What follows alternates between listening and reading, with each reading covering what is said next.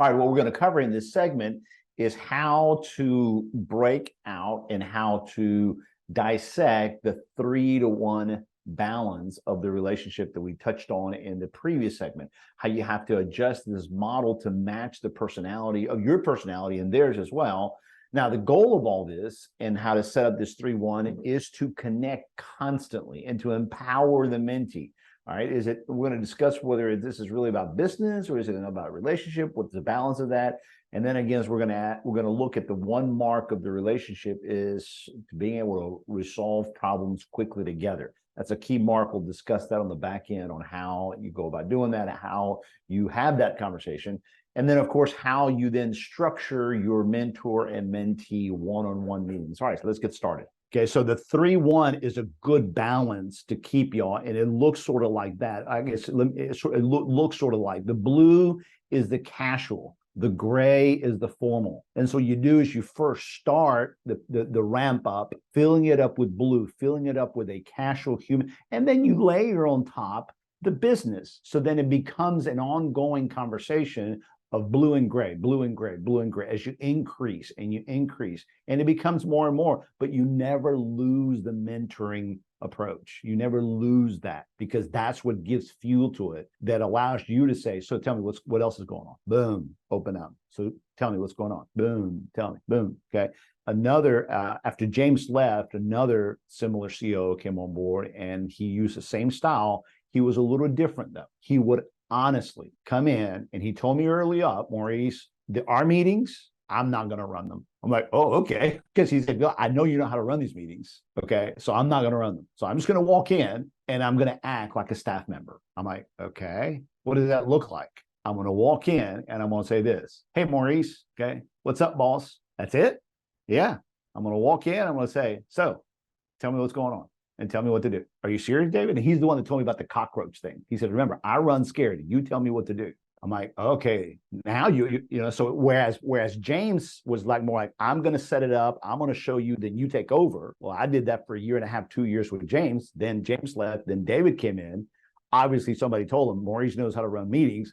He walked in, he said, I'm not going to ramp you up. You're already there. You're going to tell me what's going on. And for the long time, you're just going to tell me. I said, okay. So we had the first meeting. He said, oh, let's try it. What's going on, man? I said, so you really want to know what's going on? Yeah, I want to know everything that's going on. I got to go to executive meetings. I go up there at Tuesday at 9:00. I need you to educate me. What's going on? What do I need to say?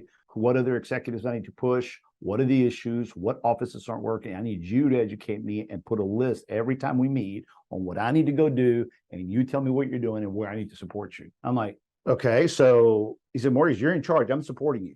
Okay. Y'all see the styles? One of them came in to establish a mentoring. The other one came in already knowing that I was accustomed to. He just took off and said, you're in charge. And he wanted me to see how in charge I was because I needed to educate him. 3 months later, he starts moving into telling me what to do because now he understands. So I educated him. So it was this back and forth. Do y'all see? But it was real quick how they both, regardless of the style, regardless of the mode, what they did was connect with me, and they basically created an open dialogue to take care of business. I just need to know, am I running and you're following, or are you running and my following? But either way, we're going to meet on a regular basis. James would meet with me once a week for an hour. David was of the style he'd meet me with 3 times a week for 20 minti. And I'm like, okay, I got to get used to this. So I got David in a rhythm. His rhythm was Monday in preparation for Tuesday, Wednesday afternoon preparation for Friday, Thursday. And then Friday, he liked to go get coffee downstairs at the Subway. And I got into rhythm, and boom, I adjusted to his rhythm. Okay. Does this make sense? Whenever y'all look at this graph, can you tell what I'm trying to say by this? Thoughts, comments, questions, observations? Your turn. Yeah, it lets them know that we're not all about business. We're more than just about business and what's going on.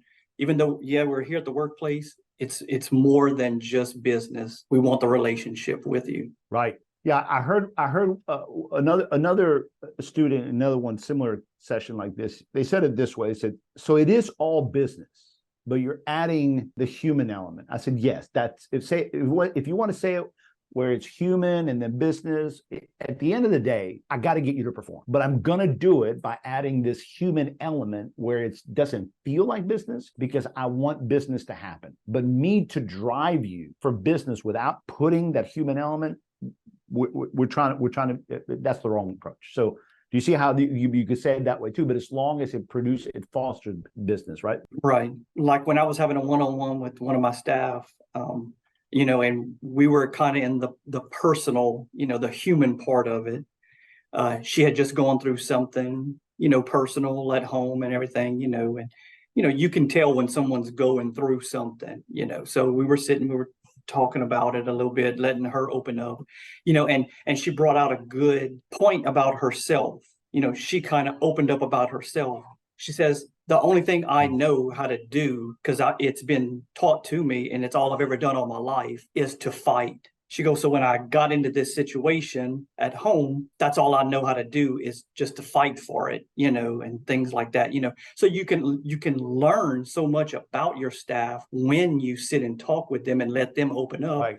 And then you can start to recognize characteristics in them in the workplace about the same way that they handle their personal life. Right. Yeah. Yeah. I love it. Love it. That's the way it ought to be done. One time I was visiting an office and there was a concern because one of the employees had not come out of the bathroom in over 20 minutes. And I walked in and this was in Homa and I just happened to be doing a spot check, and they're like, Maury, and they told me, and I'm like, I have no idea how to handle this. I have no idea how to handle this. But I know one thing, I can call David. I called David and I gave him my code, get out of your, he got out of his meeting. And I said, I got a weird one. I don't know what's going on. An employee has not come out of the bathroom in over 20 minutes. And I mean, y'all, the way he handled it. Okay. All right. So Maurice, first of all, do this, this, this. All right. Then do this, this, this. Call HR. Then talk to the branch manager, female branch manager, female employee. Okay. Do this, this, this. Do not do this, this, this.